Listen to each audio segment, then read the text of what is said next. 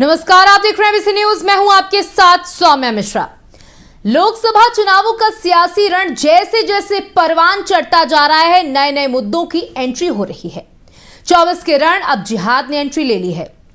बता दें, फरुखाबाद में प्रत्याशी का समर्थन करने पहुंची सपा नेता मारिया आलम ने वोट जिहाद का जिक्र करके सियासी पारे को और गर्म कर दिया है। वहीं अखिलेश यादव जहां कन्नौज से उतरने के बाद यादव बहुल्य सीटों पर अपनी नजर बनाए हैं, तो वहीं सपा नेताओं के ऐसे बयान उनके इरादों को भटकाने का काम कर रहे हैं। उधर रायबरेली और अमेठी पर भी तस्वीर लगभग साफ हो चुकी है। माना जा रहा है कि गांधी परिवार यूपी से दूरी बनाना चाह रहा है और बनाता जा रहा है। इसी पर आज 4 जिलों से हमारे रिपोर्टर हमारे साथ जुड़े हुए हैं। सबसे पहले उनका आपसे रुख करा देती हूं, जहां मुजाहिद हमारे साथ कन्नौज से हैं, जो कि अखिलेश यादव के यादव वोट बैंक और आसपास की सीटों पर कितनी उनकी नजर है, इस पर बात उनसे होगी। वहीं विजय हमारे साथ अमेठी से जुड़े हैं, जहां अमेठी सीट पर जो सस्पेंस बरकरार था वो 24 घंटे में साफ हो जाएगा, इस पर चर्चा करेंगे। वहीं फरुखाबाद से हमारे साथ रॉबिन जुड़े हुए हैं, जो आज हमें बताएंगे कि किस तरीके से सपा की जो नेत्री हैं उन्होंने आज वोट जिहाद जैसे मुद्दे को छेड़ दिया एक भरी सभा के अंदर, उस पर चर्चा होगी। साथ ही साथ मोहम्मद कैफ हमारे साथ जुड़े हुए हैं, जो कि वाराणसी से प्रधानमंत्री मोदी के संसदीय क्षेत्र से हैं। उनसे बात होगी कि इस बार मोदी की जीत का अंतर बढ़ेगा या फिर अजय राय उनको जोरदार टक्कर देंगे। सबसे पहले फरुखाबाद से रॉबिन से आपसे बात कर लेते हैं। रॉबिन, जिस तरीके से बयान आया है उसके बाद से सियासी जो सरगर्मियां हैं वो तेज हो गई हैं। वोट जिहाद जो एक शब्द इस्तेमाल कर दिया गया है, वो अब विपक्ष उसका खूब जोर शोर से इसका बढ़ा रहा है इस पूरे मामले को। तो मैं बता दूं कि जिस तरीके से वोट जिहाद जिहाद शब्द लगा के जो इन लोगों ने जिस तरीके से मामले को तूल दिया है, वो एक अपने आप में जो है बड़ी बात है। सबसे पहले उन्होंने अपनी बात को जो शुरुआत किया, उन्होंने कहा कि जो सरकार है उसने हमारे निवाले देखे हैं, हमारे पैरों के छाले नहीं देखे हैं।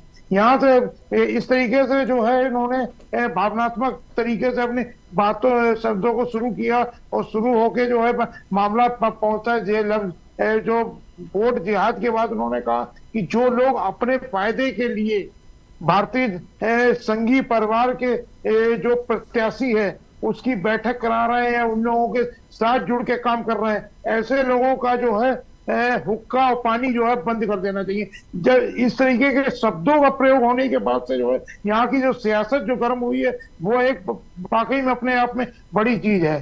चुनाव करीब आते हैं, शब्द जिस तरीके से जनप्रतिनिधियों के जो टूल पकड़ते हैं वो तो हर जगह बिल्कुल रॉबिन, उसी के बीच हमने देखा कि सलमान खुर्शीद भी उसी सभा में मौजूद थे और बताया जा रहा है कि जिस नेत्री ने ये बयानबाजियां की है वो उनकी भतीजी है। उसके बाद उन्होंने पूरे बयान को संभालने की भी कोशिश की। उन्होंने कहा कि जो जिहाद की बात उन्होंने कही है वो जिहाद का मतलब है संघर्ष। हाँ बिल्कुल, उन्होंने संघर्ष से कहा, लेकिन उन्होंने मैसेज जो देना चाहा, मैसेज उन्होंने बोला है कि ये अगर आगे सड़क ये सरकार को रोकना है तो सरकार को रोकने के लिए अल्पसंख्यकों को एकजुट होके एक साथ होके संघर्ष करना पड़ेगा। संघर्ष करके जो है सरकार को रोकना पड़ेगा, जिससे हमारी जो आने वाली जो हमारी जो पीढ़ियां हैं या हमारी जो कौम की एकता है उसको जो है संभाला जा सके। बिल्कुल। मुजाहिद, आपसे जान लेते हैं, जिस तरीके से देखिए अखिलेश यादव कन्नौज से पहले तो चुनाव नहीं लड़ रहे थे, उन्होंने तेज प्रताप यादव को चुनावी मैदान में उतारा था, लेकिन उसके बाद जो एक कहीं ना कहीं रोष देखा गया या कह सकते हैं अखिलेश यादव की डिमांड देखी गई, उसके बाद अखिलेश यादव चुनावी मैदान में आने को मजबूर हो गए। अब वो पूरी ताकत झोंक रहे हैं। कन्नौज के साथ साथ वो मैनपुरी, एटा, फरुखाबाद जैसी आसपास की जो यादव बहुल्य सीटें हैं उस पर भी अपनी नजर गड़ाए हुए हैं और कहीं ना कहीं सिर्फ ये 2024 लोकसभा चुनाव नहीं, 2027 में जो मुख्यमंत्री की कुर्सी है वो अखिलेश यादव को आज दिख रही है। जी सौम्य, बता दें कि जिस तरह से कन्नौज में अखिलेश यादव की डिमांड थी, पब्लिक की आवाम के कार्यकर्ताओं की डिमांड पर वो कन्नौज के रण में कूदे हैं, वही बीजेपी भी आमने सामने तक। बता दें कि अखिलेश यादव कन्नौज के साथ साथ मैनपुरी, फरुखाबाद जितने भी यादव बहुल क्षेत्र हैं उन सभी पर अपनी ताकि वो उनको लगे कि इस बार की जनता उनके साथ में है। अगर कन्नौज का जातीय समीकरण बताएं तो करीब 2.5 लाख यादव हैं, 2.5 लाख मुस्लिम हैं और 2.5 लाख ब्राह्मण वोट है, जो कि बड़ी संख्या में एक ही समीकरण में आते हैं। और 1,50,000 राजपूत है, 1,18,000 पाल है, ऐसे कई वोट, लेकिन जिनकी अधिक संख्या में अगर बात की जाए तो यादव, मुस्लिम और ब्राह्मण है। इन सभी वोटों को अपनी नजर जमाए हुए अखिलेश यादव है। अखिलेश यादव एक तरफ मुस्लिम को साथ है तो वही ब्राह्मणों को भी लगातार वो सम्मान दे रहे हैं, ताकि जो ब्राह्मण उनसे अलग थे या किसी वजह से नाराज थे, वो ब्राह्मणों को भी एक करने की लगातार अपने ऑफिस बुलाते हैं, लखनऊ बुलाते हैं, ब्राह्मण सभा करवाते हैं, कई सम्मेलन करवाते हैं। यहाँ तक कि कन्नौज में जो ब्राह्मण है उनको एक अलग ही तरजीह दी जा रही है, ताकि कहीं ना कहीं यादव, मुस्लिम और ब्राह्मण और उसके साथ जो अदर कास्ट के लोग हैं उनको भी एक साथ कर रहे हैं। कहीं ना कहीं ये कन्नौज का चुनाव बेहद रोमांचक होने वाला, क्योंकि एक दूसरी तरफ सुब्रत पाठक उनके जो कि प्रतिनिधि है उनके साथ में जो के सामने है, क्योंकि अगले सुब्रत पाठक ने उनकी बीवी को 2019 में चुनाव हराया था। कहीं न कहीं ये कायस लगाया जा रहा है कि अखिलेश यादव अब तो सुब्रत पाठक को पटकनी देने के लिए 2024 के चुनाव मैदान में उतरे हैं। कहीं ना कहीं जनता भी इस बार अपना मन बना चुकी है। जब जनता से बात की तो जनता का साफ तौर पर कहना है कि इस बार उस सांसद को चुनेंगे जो जनता के हित में कार्य करता हो, जिन्होंने कन्नौज का विकास कराया हो। हालांकि ये अभी तक विकास की बात जब आती है तो कन्नौज कोई ऐसा विकास कार्य नहीं दिखता।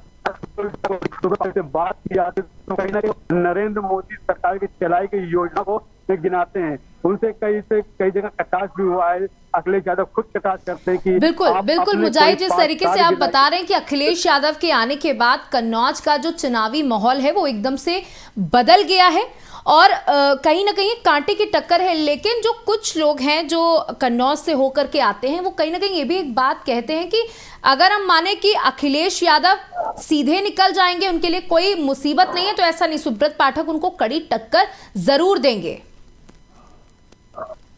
जी बिल्कुल, समय बता रहे हैं कि ये तो बड़ी टक्कर का मामला, क्योंकि पिछले समय जब डिंपल यादव को सुब्रत पाठक नहीं हरा थे, क्योंकि वो अखिलेश यादव की पत्नी थी। अखिलेश यादव खुद डिंपल यादव के चुनाव में आए थे गठबंधन का उस समय तक, क्योंकि उस समय गठबंधन बीएसपी से गठबंधन था, उसमें भी काफी वोट भी मिला था।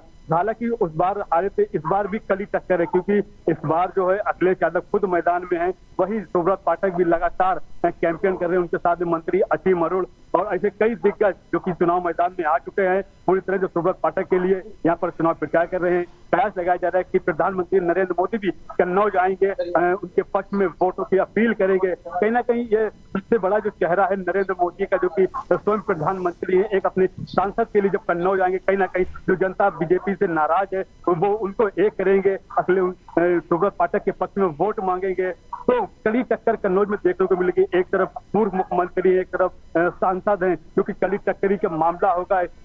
अखिलेश यादव लगातार यहाँ पर वो कैंपेन करने आएंगे, कार्यकर्ता लगातार आपने जो अखिलेश यादव के विकास कार्य उनको लेकर जनता के बीच और अखिलेश यादव के लिए वोट।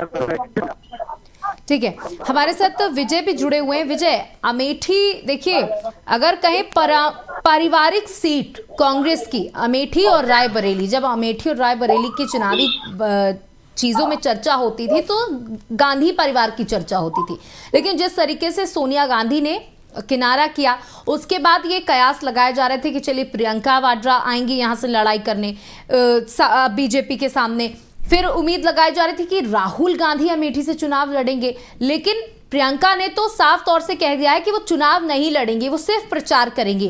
वहीं राहुल गांधी के भी चुनाव लड़ने के जो अब परसेंटेज हैं वो 10 पहुंच गए हैं, यानी कि 100 से सीधे 10। अब स्मृति ईरानी का नामांकन भी हुआ, जिस तरीके से दल बल के साथ स्मृति ईरानी पहुंची, जो जन समर्थन स्मृति ईरानी को मिल रहा है उसे किसके बाद कहीं ना कहीं ऐसा लग रहा है कि जो बड़े ये नेता हैं, जो बड़े चेहरे हैं, वो उनके कदम जो है वो अमेठी की तरफ जाने से लड़खड़ा रहे हैं। बिल्कुल बता दूं, जिस तरह से आप बता रहे हैं ऐसा ही यहाँ नजारा देखने को मिल रहा है, क्योंकि अभी कांग्रेस कार्यालय में लगातार जिला अध्यक्ष और उनके सैकड़ों कांग्रेसी कार्यकर्ता अभी बैठ के बैनर पोस्टर लेके और गांधी परिवार के ही यहाँ मांग कर रहे हैं, या तो राहुल या तो प्रियंका, अमेठी मांगे राहुल या प्रियंका।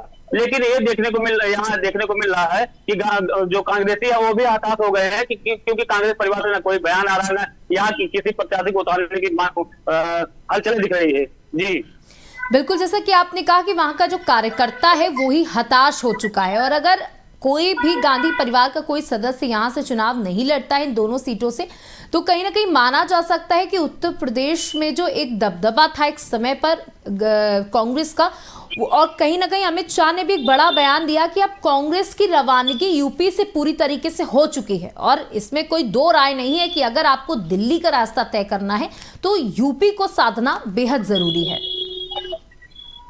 जी बिल्कुल सौम्य, बता दूं यहाँ अमेठी में यहाँ की जनता भी यही सोच रही है कि गांधी परिवार का क्यों यहाँ कोई चुनाव लड़ने क्यों नहीं आ रहा। किसी से भी अगर बात की जाए तो सबके सामने यही नजर आए, जिस तरह स्पीकर ने लगातार यहाँ चुनाव में अपना मंच साझा कर रही है। हर जगह कल नामांकन भी अपना की थी, आज सलवन विधानसभा में जाके जनता के साथ रूबरू हो रही है। तो ऐसा लग रहा है कि गांधी परिवार या तो पब्लिक का कहना है कि या तो डर गए हैं या तो यहाँ कोई चुनाव लड़ना नहीं चाहता है। जी देखिए, अगर प्रियंका ने तो चुनाव लड़ने से इनकार कर दिया, लेकिन फिर भी अगर प्रियंका गांधी या राहुल गांधी अमेठी से चुनाव लड़ते हैं स्मृति ईरानी के सामने, तो ये मुकाबला कितना टक्कर का होगा, या स्मृति ईरानी उसके बाद भी भारी पड़ेंगी? जी बिल्कुल, अगर बता दें अगर यहाँ राहुल गांधी या प्रियंका यहाँ चुनाव लड़ती है तो कांटे का मुकाबला देखने को मिलेगा। यहाँ की जनता भी बदलाव चाहती है, लेकिन सामने कोई बोलने को तैयार नहीं है। जी ठीक है, हमारे साथ वाराणसी से भी हमारे संवाददाता मोहम्मद कैफ जुड़े हुए हैं। मोहम्मद कैफ, देखिए वाराणसी की जब हम चर्चा कर रहे हैं तो ये प्रधानमंत्री का संसदीय क्षेत्र है, और उत्तर प्रदेश में इस समय सबसे बड़ा संसदीय क्षेत्र भी हम मान लें, क्योंकि खुद प्रधानमंत्री यहाँ से लगातार चुनाव लड़ते आ रहे हैं। उनके सामने अजय राय उनको टक्कर देने के लिए है। ये टक्कर कितनी कांटे की होने वाली है, या फिर इस बार प्रधानमंत्री के जीत का वोट परसेंटेज और बढ़ जाएगा? अनम्यूट करें आप अपने आप को।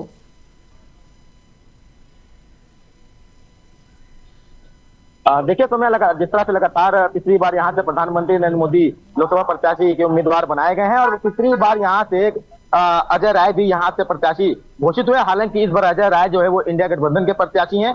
और आपको सबसे बड़ी बात ये बता दें कि 12 मई को पीएम मोदी वाराणसी में नामांकन कर सकते हैं, तो ठीक उससे 2 दिन पहले अजय राय जो है 10 मई को वाराणसी में नामांकन करेंगे। और अजय राय कांग्रेस के पंजे के साथ साइकिल को थामेंगे, ताकि जो साइकिल के वोटर हैं वो भी कहीं ना खिसक सके और अजय राय के साथ जुड़े रहें। इसको लेकर काफी ज्यादा प्रयास है अजय राय का। लेकिन आज जिस तरह से अजय राय ने प्रेस वार्ता करते हुए जनता के बीच जो बातें फंसाने की कोशिश की, वो मैं आपको एक लेटर के माध्यम से दिखाऊंगा। देखिए, मेरे हाथ में एक लेटर है, ये प्रेस नोट है जो अजय राय ने आज सभी को बांटा है, जिसमें वैक्सीन को लेकर सबसे बड़ा टारगेट बनाया गया है, जिसमें एस्ट्राजेनेका जो यूके कोर्ट में उसने अपने गलतियों को एक्सेप्ट किया है। ये माना है कि हाँ, जो वैक्सीन लगी है उससे जो है जो लोग हैं उन्हें हार्ट अटैक और इसके साथ जो ब्रेन स्ट्रोक की बीमारी है वो फैल सकती है। इससे सबसे बड़ा मुद्दा अजय राय ने वाराणसी में बना दिया, क्योंकि अजय राय का मानना है कि ये केवल काशी के लोगों के ही नहीं बल्कि 125 करोड़ की जो आबादी है देश की, उनके साथ खिलवाड़ हुआ है। ऐसे में पीएम मोदी जो है उनको अपने प्रधानमंत्री के पद से इस्तीफा देकर यहाँ से चले जाना चाहिए, क्योंकि कई लोगों की इसमें जान जा चुकी है। अब सबसे बड़ा मुद्दा जो है अजय राय का वैक्सीन को लेकर हो गया है, और इसी को लेकर वो काशी की जनता को साधने का भी प्रयास कर रहे हैं। और इसके साथ तमाम जो मुद्दे हैं कि वाराणसी में विकास नहीं हुआ, या फिर वाराणसी जो है पीछे होती जा रही है, और जो भाजपा का जो कार्य है वो केवल कागजों पर ही सीमित है। तो इन तमाम मुद्दों के साथ अजय राय इस बार चुनावी मैदान में उतरे हैं। और सबसे बड़ी बात अब ये भी हो चुकी है कि यहाँ से जो पीडीएम के प्रत्याशी हैं गगन प्रकाश यादव, उन्हें भी उतार दिया गया है। तो कहीं ना कहीं जो कुर्मी का वोट है जो पटेलों का वोट है वो अब बढ़ सकता है, क्योंकि 3 यहाँ से प्रत्याशी हो जाएंगे। पीडीएम का भी जो यहाँ पे थोड़ी सी मजबूती जरूर है कि यहाँ पे जो पटेल हैं और जो मौर्य हैं उनके वोटर ज्यादा हैं। तो ऐसे में कहीं ना कहीं जो प्रधानमंत्री का परसेंटेज, जो वोट परसेंटेज लगातार जो 2 बार से बढ़ रहा था, इस बार कहीं ना कहीं उसे कम घटने की संभावना जाहिर की जा रही है।